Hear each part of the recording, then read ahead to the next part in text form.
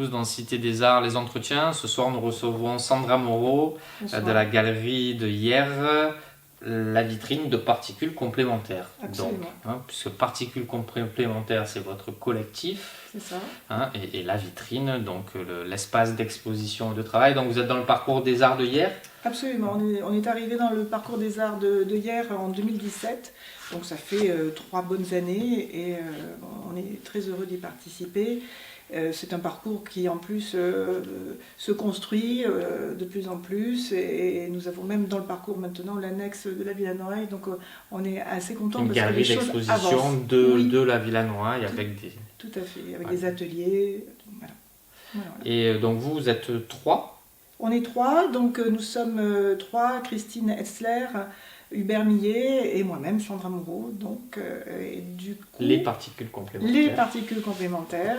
Alors c'est peut-être un petit peu long comme terme, mais bon, je pense que ça marche parce qu'en fait... C'est poétique en même temps. C'est assez poétique. Et c'était l'idée de... On a tous les 3 des pratiques distinctes, singulières, différentes, mais on trouvait que les faire se rencontrer sur la simèse, faire des accrochages, ça pouvait marcher. Et donc c'est ça qui nous a plu, et donc j'ai souvent coutume de dire qu'il y a une 4e personne, c'est l'accrochage. La galerie, voilà, l'accrochage, la mise en scène. C'est ce qu'on en fait, voilà, la scénographie. Voilà. La scénographie. Et donc vous faites une exposition trimestrielle, vous changez, donc c'est beaucoup. Beaucoup, j'ai compté il n'y a pas très longtemps, on a fait 9 expos plus 2 événements en 3 ans. Ce qui est, alors une expo par saison, plus des événements qui s'intercalaient. À chaque fois avec des titres qui disent quelque chose de nos 3 pratiques, de nos 3 rencontres. En fait, on tisse des dialogues d'une expo à l'autre entre nous. Et notre travail avance progressivement, singulièrement pour chacun, et puis après, il rencontre quelque chose qui va être mis en commun. Voilà. Donc c'est vrai que donc on a des thématiques qui émergent de nos pratiques, de nos avancées, de nos questionnements respectifs et qu'on met en commun. Donc ça évolue d'exposition en exposition. Absolument. Puis on cherche même des titres. Alors, on a eu hors piste, annoncer la couleur, ailleurs exactement, mélange, exploration. Alors donc. Et donc on va parler de vos pratiques individuelles peut-être. Oui, toi ta pratique donc plasticienne peintre. Voilà, alors donc je suis plasticienne, j'utilise plusieurs médiums aussi. Je crois quand même que j'aime travailler la question de la frontalité et de sa mise en espace. Donc je vais dire que je travaille essentiellement la photographie, la peinture, le collage et l'accrochage. Voilà. Et donc tout ça peut rencontrer évidemment les 3 dimensions. J'aime bien aussi la question de la modularité, la question de la toile libre, la photographie qui aussi interroge la peinture ou la peinture qui interroge la photographie. Enfin, j'aime bien tous ces territoires qui peuvent finalement être poreux les uns et les autres. Voilà.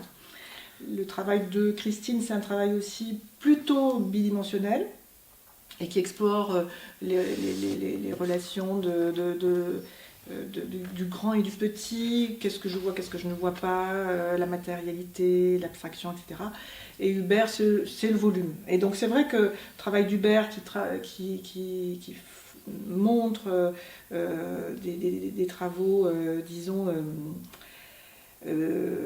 à base de métal, c'est de l'inox, ça nous donne ces 3 dimensions, cette autre relation aussi, des jeux aussi visuels avec nos propres pratiques. Oui, parce que pour que nos téléspectateurs se rendent compte, l'inox d'Hubert dans votre scénographie réfléchit vos travaux, donc ce qui donne beaucoup de profondeur à l'ensemble. C'est ça, quand on travaille tous les 3. Quand vous travaillez tous les 3, puisque vous exposez aussi. Voilà.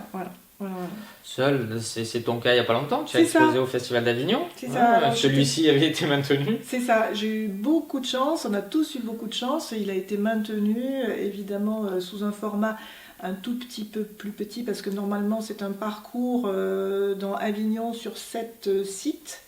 Et là, il y avait 4 sites. Et donc moi j'ai exposé avec une vingtaine de personnes au cloître Saint-Louis et c'était vraiment un très bon moment. J'ai rencontré aussi d'autres artistes. C'était très sympa. C'était très chouette. Beaucoup de visiteurs. Des artistes, j'imagine, d'autres en ce moment. Oui, voilà. Et beaucoup de visiteurs aussi. Beaucoup de visiteurs, oui. Oui, je crois qu'il y a eu 7000 visiteurs en 15 jours. Donc, non, c'était bien. Et puis, c'est toujours très intéressant pour un artiste de montrer son travail, bien sûr, mais aussi d'aller voir comment accrocher dans un lieu qu'il ne connaît pas. Et de voir quelles sont les potentialités du lieu. Et là, franchement, au cloître, c'était un très bel endroit pour le travail que j'ai présenté. J'ai présenté donc les photos diaprure que tu connais.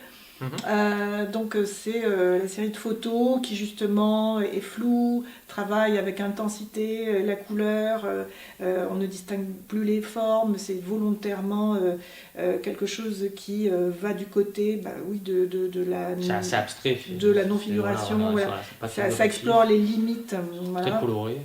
Et très coloré. Et donc j'étais contente parce que c'est difficile parfois d'avoir assez de linéaire pour montrer une série, puisque comme je travaille par série, évidemment, dans notre petit espace qui est vraiment très chouette, ailleurs, je n'en montre rarement plus de 5 ou 6. Voilà. Alors que là, j'ai pu en montrer beaucoup plus. Voilà. Et donc en ce moment en travaux un petit peu la galerie, si les gens vont vous découvrir, vous essayez de montrer quelque chose pour les fêtes? Alors on ne peut pas malheureusement, donc je crois qu'on va essayer de fournir un petit peu plus des visuels sur notre Facebook, particules complémentaires la vitrine. Alors en fait on a un énorme chantier, donc on est en travaux, ça ne dépend pas de nous, donc la fin de l'année sera peut-être un peu mais normalement une nouvelle exposition prévue en janvier. Normalement une nouvelle exposition prévue en janvier avec des nouveaux formats, c'est-à-dire formats de programmation. Jusqu'à présent en fait on programmait notre travail avec nos dialogues à 3, à 2, etc. Parce que c'était une façon aussi de nous installer dans les lieux, de montrer notre travail, de nous faire connaître. Et puis là, au bout de 3 ans, évidemment, on évolue, on avance. Et donc, on a réfléchi à 2 choses. On va proposer des solos, notre propre travail, et des duos. Et alors là, dans les duos, on va dialoguer avec le travail d'un artiste extérieur. Voilà. Donc, on est en pleine programmation et... Donc vous renouvelez un petit peu le concept avec des collaborations, mais qui ont du sens, ouvertes, qui ont du sens, qui rencontrent en fait des trames, des questionnements qui sont dans nos pratiques. Voilà. Et vous avez travaillé donc chacun sur un dépliant également, donc à offrir aux gens. C'est ça. Donc en fait, on s'est dit, avec le premier confinement, le deuxième confinement, on s'est dit on va penser aussi à notre communication. Du coup, moi personnellement, j'ai travaillé sur un Instagram pour moi. On a un peu plus alimenté le Facebook de nous 3, de particules complémentaires. Et puis, on a tous les 3 travaillé à un dépliant perso, un dépliant solo, qui en fait est une sorte de petit objet qui s'ouvre et qui propose donc une sorte de mini catalogue de nos travaux récents. Et qui effectivement peut nous définir d'une certaine manière un petit peu. Et moi j'ai aussi, donc au mois de septembre, donc un petit peu avant le confinement, parce que ça passe très vite, un ami auteur a écrit des textes sur différentes parties de mon travail. Donc c'est toujours très agréable de pouvoir aussi, dans cette petite communication, faire quelque chose qui aussi va asseoir une lecture. Moi je suis très contente que quelqu'un puisse écrire sur mon travail. C'est même assez... Enfin, c'est très doux, c'est très agréable en fait. D'accord. Oui, oui, Et donc ça, on va le voir sur Internet, c'est ça? Alors, sur Internet bientôt, parce que là, je suis en train de faire un site pour moi aussi. C'est un peu long. Voilà. Donc, oui, bientôt, le site sera plus chargé. Là, il est en cours de construction. Donc, on aura ces textes qui accompagnent effectivement la lecture de mon travail. Voilà. Très bien. Merci, on se retrouve donc en janvier à Particules complémentaires pour la nouvelle exposition de Sandra Dubert et de Christine. Pour finir l'émission, je vais te demander un coup de cœur culturel, quel qu'il soit, littérature, musique, cinéma, série, art plastique aussi, si tu peux, si tu veux. Alors, un coup de cœur du moment. Alors j'en ai beaucoup. Mais là, me vient en tête le travail de Sarrazé que j'ai vu juste avant le deuxième confinement à la Fondation Cartier, donc à Paris. Et j'ai beaucoup apprécié son travail que je connaissais déjà un peu. Mais là, dans la Fondation Cartier, c'est juste extraordinaire. Voilà, une très belle installation avec aussi une sorte de il y a 40 ou 50 vidéoprojecteurs qui vont finalement démultiplier l'installation qui est déjà énorme tout autour, sur les parois. Bon, moi j'étais dedans, j'ai adoré. Voilà, Sarrazé. Donc j'imagine qu'on doit retrouver une partie de ça sur Internet pour ceux qui ne peuvent pas se déplacer. On doit avoir un reporting là-dessus. Très bien. Merci Sandra. Merci à toi Fabrice. À bientôt dans Cité des Arts, les entretiens. À demain soir.